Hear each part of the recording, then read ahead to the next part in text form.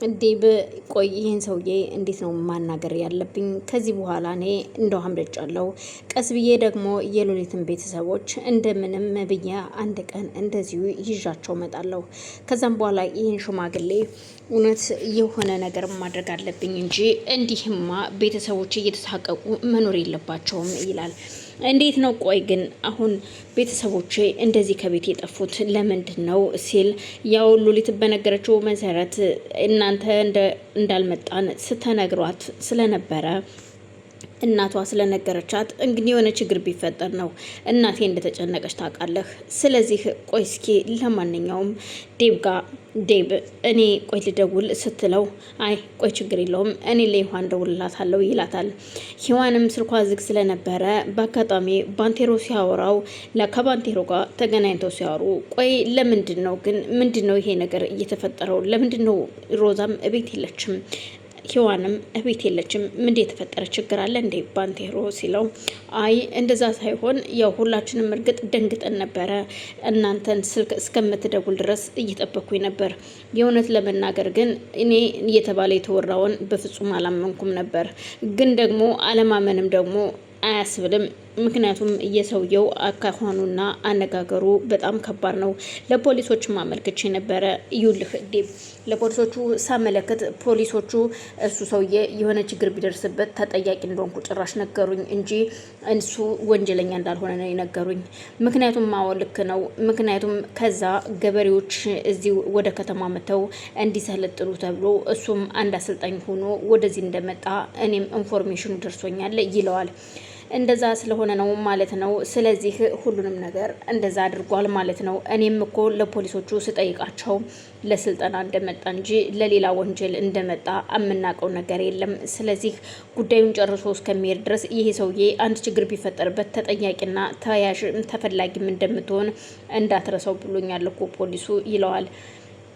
በእነሱ መፍረድ አይቻልም። ይኸውልህ ባንቴሮ እኔም እዛ በሄድኩበት ሰዓት ይሄ ወሬ ተሰምቷል። እዛ ለስልጠና እንደመጣ ያው በዛው አጋጣሚ እርግጥ እኛንም እንዳገኘንና ነው እኛም የምናውቀው። ስለዚህ ምንም አማራጭ የለም። እኔም ለዛ ነበር እሱ ሳይመለስ ሉሊትን ቤተሰቦቿን አይታ እንድትመጣ ያደረኩት ሲለው የሚገርምና የሚደንቅ ነው። ግን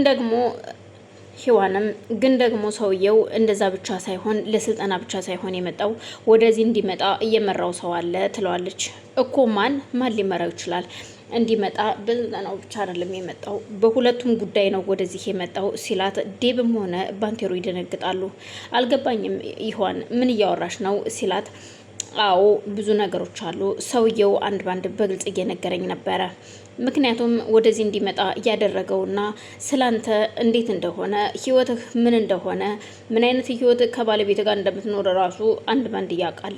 ስለዚህ ወደዚህ እንዲመጣ ተጠቁሞ ነው የመጣው እንተን ለመግደል እና ሉሊትን ይዞ እንዲሄድ ተደርጓል ስትለው እጅግ ይደነግጣል። ይሄ ነገር ግን ቆይ ማን ነው እንዲህ ሊያደርግ የሚችለው? አልገባኝም። አይ ዴብ ይውልህ የኔ ውድ እንደዚህ አትጨናነቅ። ለማንኛውም አሁን ነገሮቹ አልፈዋል። ሙታሃል ተብለህስ እኛ እየጠበቅን አልነበረ እንዴ አስክሬንህን? ቅድምም እኮ እያገኘኸኝ ከእሱ ጋር ቆሜ እየተደራደርን ነበረ። ከዚህ ለቆ እንዲሄድና በገንዘብ እንዲሄድልኝ እየተነጋገርን ነበረ። በፍጹም አይሆንም ሂዋን፣ ለሱ ገንዘብ 5 ሳንቲም መሰጠት የለበትም።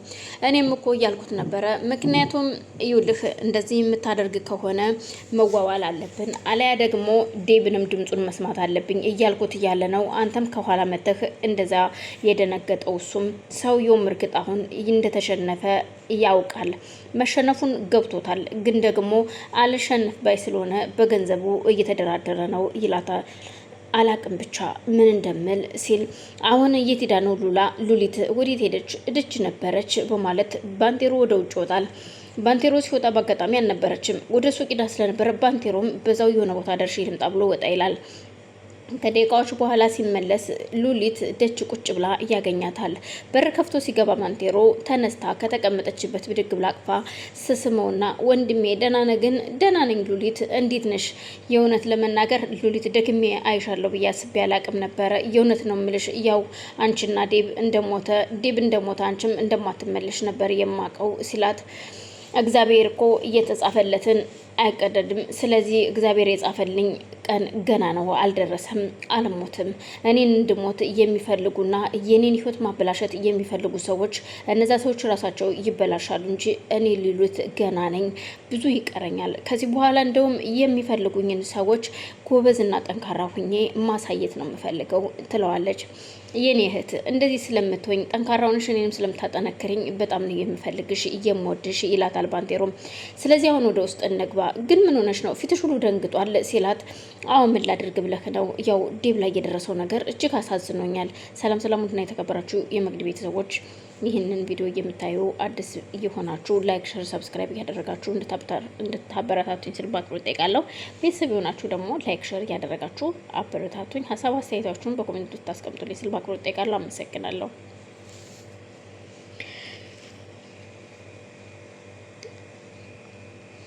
ሔዋን ቤት ውስጥ ብቻዋን ቁጭ ብላ ስለነበረ ዴቭም ወጣ ብሎ ነበረና ዴቭና ሽማግሌው ከተገናኙ በኋላ አንተ ሽማግሌ ግን ቆይ ምንድን ነው የምትፈልገው ከዚህ በኋላ? ይኸውልህ አንተ ከኔ ጋር ብዙም ባትፎካከር መልካም ነው። እኔ ብዙ ሰው ያለኝ ሰው ነኝ። እኔ ነግሬሃለሁ፣ ከዚህ በኋላ ባትፈታተን መልካም ነው ይለዋል። ዴቭም አንተ ይኸውልህ በገንዘብህ እንጂ በጉልበትህ አይደለም እኮ። ገንዘብ ስላለህ ብቻ ሰዎችን ማስጨነቅ፣ ሰዎችን ህይወታቸውን ማመሰቃቀል ጀምራል። ግን ደግሞ እመነኛ አንተ ሰውዬ ይዘገያል እንጂ አንተ ወዳቂ ነህ ይለዋል። ይኸውልህ ነግሬሃለሁ ባትፈታተነኝ ጥሩ ነው በማለት ለሔዋን ይደውልና ይኸውልሽ ይሄ ሙሽራሽን ታሳርፊው እንደሆነ አሳርፊው፣ አይ ካለ ግን በቅርቡ እሸኘዋለሁ ይላታል። ምንድነው የምትለው አንተ ሰውዬ? አንተ የሰይጣን ቁራጭ ምን እያልክ ነው ስትለው፣ አዎ እኔ በየሄድኩበት እየተከተለ ምንም ነገር እንዲለኝ አልፈልግም። ንገሪው ብዬሻለሁ፣ ንገሪው። አይ ካልሽ ግን ይኸውልሽ ሙሽራሽን ታጭዋለሽ በማለት ጆሮዋ ላይ ስልኩን ይዘጋዋል። ሔዋንም ደንግጣ ስለነበር ቆይ ይሄ ሰውዬ ግን ምንድን ነው የሚለው?